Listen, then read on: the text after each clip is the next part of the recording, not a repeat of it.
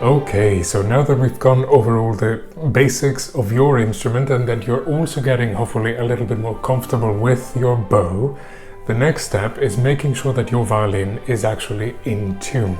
Now, violin tuning, particularly at the beginning, might seem a little bit overwhelming, but I can only assure you that the more you do it, the easier it's going to get. Now, when it comes to tuning, the tuning is fairly standard and we don't ever really change it. There's a few examples of pieces written for violin specifically that use an alternative tuning. One or two strings are tuned slightly differently, and for me personally, those are really, really beautiful works of music.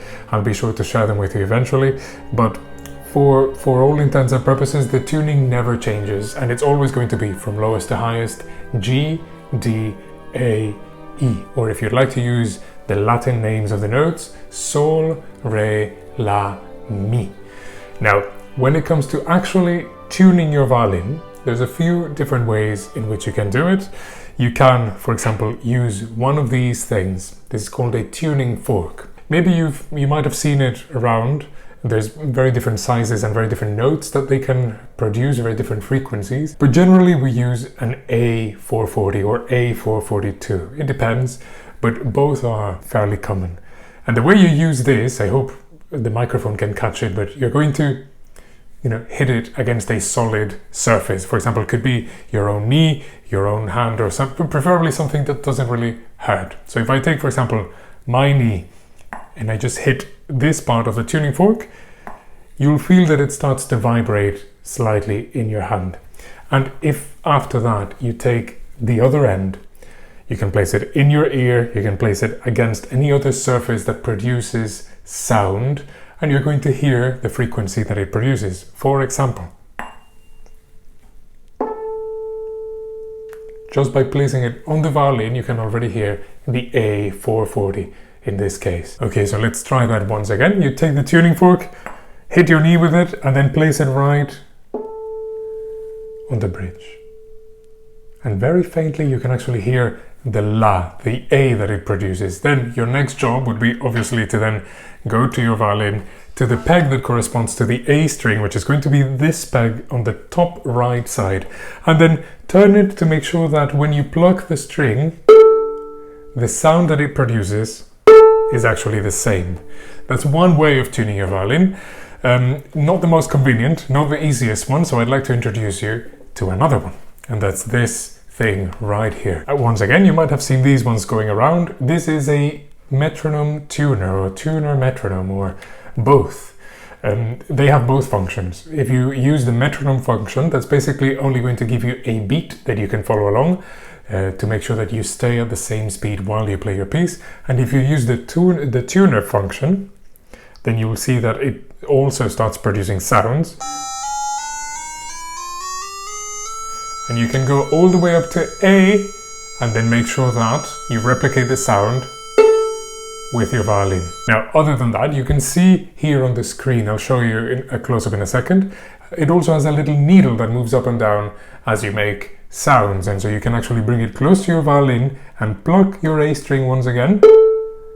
And your objective is going to be making sure that the needle points towards the middle and that the green light bulb lights up. That means you've actually tuned it correctly. And then you'll of course do the same thing with all other strings, G, D and E respectively. But then let's assume that you don't have a tuner, you don't feel like going to buy one. It doesn't matter. Remember, here we're all about making things as accessible and comfortable for all of us as we can. So the next best thing you can do is actually download a tuner app. We have plenty of those, and in the download section of this module you'll find a little list with a few apps that you might find useful. And the apps basically work exactly the same way, and so I'm going to tune my violin right now to show you how that works. Okay, so you can see that I have now my app set up right here, and I have of course my violin, and the layout is actually fairly similar to the layout of the tuner that I actually have. And you can see that as I speak, the app is actually catching the pitch of my voice and kind of telling me which note I am actually speaking at. But if you actually take your violin and pluck a string close to it, it actually tells you what note it is fairly precisely. So we're going to use that to try to bring that wobbly needle as close as possible to the 0 in the center for it to show us a clear A4. The reason why we tune with A4 is because historically that's been the standard for many instruments. It's a pitch that's actually fairly easy for the human ear to catch and replicate and kind of find it on other sources of music, sources of sound as well. So that has just been the standard throughout basically most of musical history. So if we take once again our A, you can see right here on the app that it's slightly higher. So I'm just going to take my peg very gently, and you'll find that it's actually quite difficult. If you move it just a little bit, the note changes completely, even if it's just 1 millimeter. So make sure that you're actually very, very delicate with it. It's a bit closer. Now we do it once again. And voila, that's close enough. Now if we go on to the next string, our E string, the E is also slightly higher. So what you can do in that case is actually use your fine tuner, the little screw that you have down here. That's going to make it a lot easier to tune. So you just turn it down a little bit. Try once again.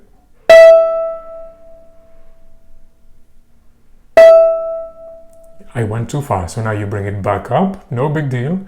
You turn it up a little bit.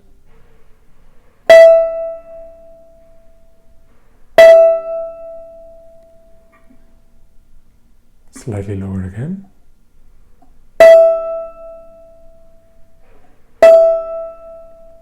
And that's close enough. As long as the green light is on and the needle is as close as you can get it to the 0, then that's going to be close enough.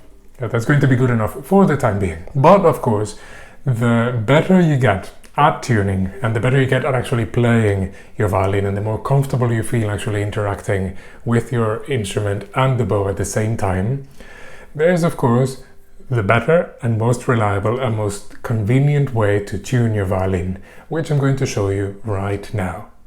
So now, of course, once you feel comfortable and you're much more at ease using your bow and your violin together, the best way to tune your violin, likely the most reliable way to tune your violin, is going to be by actually playing the notes.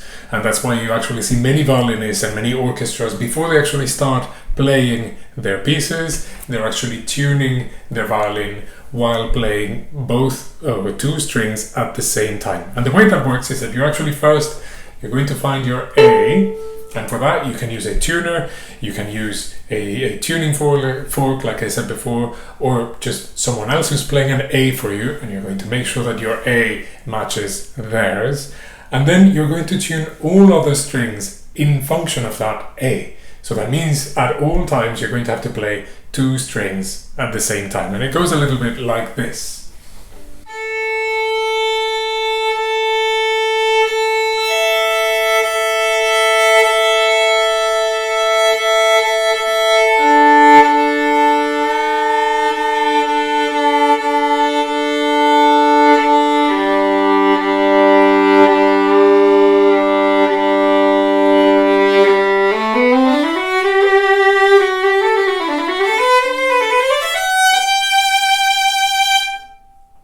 And once you're tuned, you're ready to begin.